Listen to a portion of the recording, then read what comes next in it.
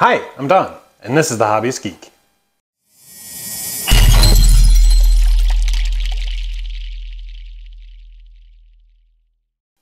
Welcome back, y'all! As all of you are aware, if you've been following the channel, we finished the Moo Model G1 series with Starscream not too long ago. And today, we are continuing with the Moo Model Transformers, but we're moving on to the IDW collection. Now, this is a rather short series. There's only 5 models in the series.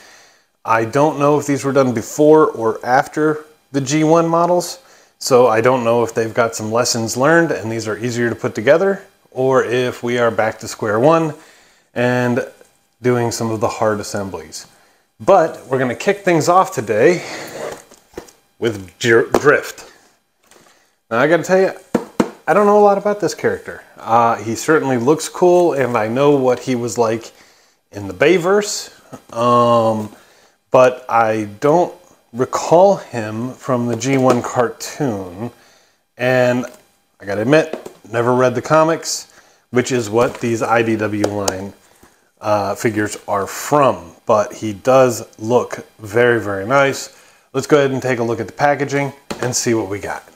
All right, here is the packaging we have for Drift. And taking a quick look here, look at this. It looks like the handle for a sword on his back. There's another blade here on his waist and one in his hand. So this certainly falls in line with all of the blades they had in the movies. Maybe this is where they got the inspiration from. Taking a look at the chest, look at some of that amazing detail in there. I'm not sure if that's all just painted on or if there are some 3D elements. It looks like it's flat, but I've been known to be wrong before. We have what looks like some venting here around the waist. Nice Autobot logo with some lights.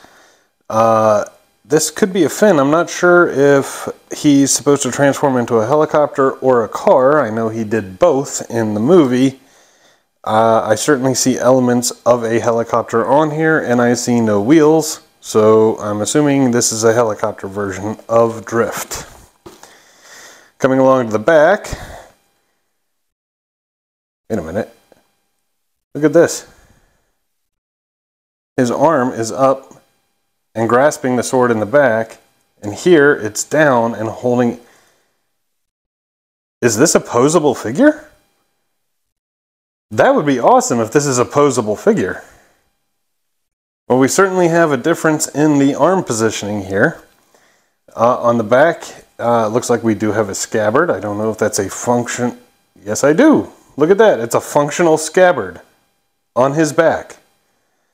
How freaking cool is that? This is going to be awesome.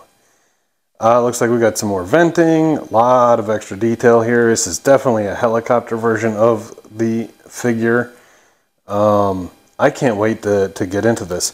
Let's open this up and see what comes inside. It looks like we're going to have 5 pieces of metal, about 291 parts. It's only a 6-star difficulty, so hopefully not too bad. Alright, as with all new models, that is just a sleeve. And this is the actual box. Open her up. He's packaged just like everybody else. Let's pull this puppy out. Well, how interesting is that? That looks like a car windshield. I see nothing of the sort on this figure. So, and we got wheels here too. No wheels. So it looks like this is the helicopter, but they chose the car version as the cover art of the instructions. A little odd, but okay. Wow, this is a very thin instruction book. It looks like a lot of the images are smaller, so they could fit them on fewer pages. I don't know if that's a good or a bad thing. I guess we'll find out as we get into the build.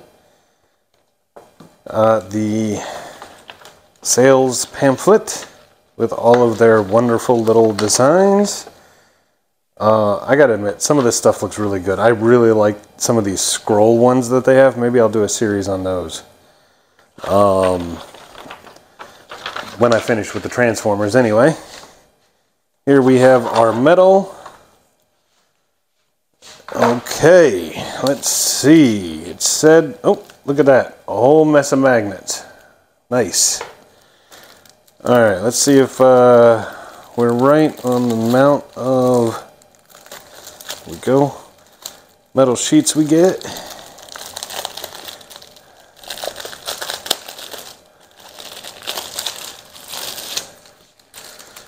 Okay. There's 1, 2, 3, 4, and 5. It looks like 2 full sheets, a half sheet, and 2 quarter sheets for a total of 3 sheets of metal. So one of the smaller figures we've done, not the smallest of course, but one of the smaller figures we've done. The white is pretty standard white for everything that we've seen. That's a nice red, non-metallic though, so not like the G1 ones. That is a non-metallic red. Here, on the other hand, we do have some metallic gold. And we do have a series of fairly small pieces around here. So this sheet in particular's got a whole mess of very small pieces. A lot of which are going to be very fun to put together, especially like these right here, these tiny ones. Those are going to be fun. I mean, look at that, it's smaller than the tip of my thumbnail. But yeah, I mean, it looks good. Nothing really stands out as too surprising. Wow, this is the scabbard. This has got to be the scabbard, and just look at the size of that thing. That's going to be a big blade.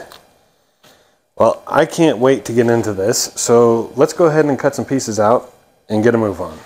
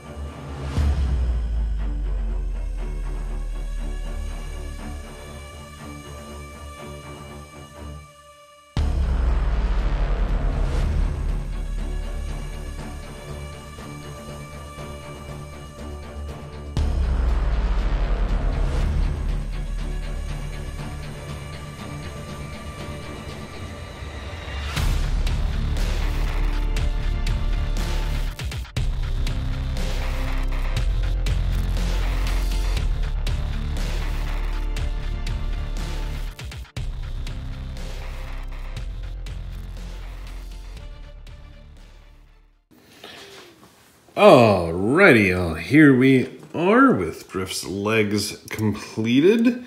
These things are both impressive and unimpressive, all at the same time. Let me show you what I mean. First off is the size. Look at these things. These are pretty small. I don't know how the IDW line scales with the G1 line, but this is going to put the Drift at the same height or even smaller than Bumblebee from the G1 series that we did. And I'm not entirely sure how I feel about that. Second, there was a lot of difficulty that resulted in these gaps and some somewhat misshapen armor because of the way it has to be pressed together in order to build this. So I don't know. You don't really notice it from a distance, but it, when you're building it, and if you're the one that built it, it really kind of shows up, and I really don't like it that much. Also, these things don't feel quite as sturdy as the G1 line. It's not that I'm afraid it's going to come apart. Nothing like that, but it just feels like it's more fragile. And I'm not particularly happy with that either. Now, on the positive side, don't let the size fool you. This thing has all of the complication that came with the G1 stuff, and it's got the same number of pieces. There are a ton of pieces that go into this build here, and the time it takes to assemble it is roughly the same as well. So be prepared on that account. You just get a smaller thing in the end because the pieces are a little bit smaller. But that also means you get all the wonderful detail here. So we've got this painted detail inside this outer portion on the calf. The white is white. It's got some nice little laser etching, a couple of paint details, stuff like that. I do like this knee spur here, as well as the heel spur that come out. That's just a nice little touch, nice little bit of detail there. The thigh itself is pretty much all black and wasn't too difficult to assemble. And it does the job. It looks good. It's got a nice little gold highlight back here. One other thing to note, this piece here is a conjoining piece. So the top part of the thigh and then the knee they don't really join together directly. They've got this third piece that connects the two and holds them in place. Down here, it's kind of the same thing. The back half and the front half of the leg here are held together by the foot, or more likely the ankle.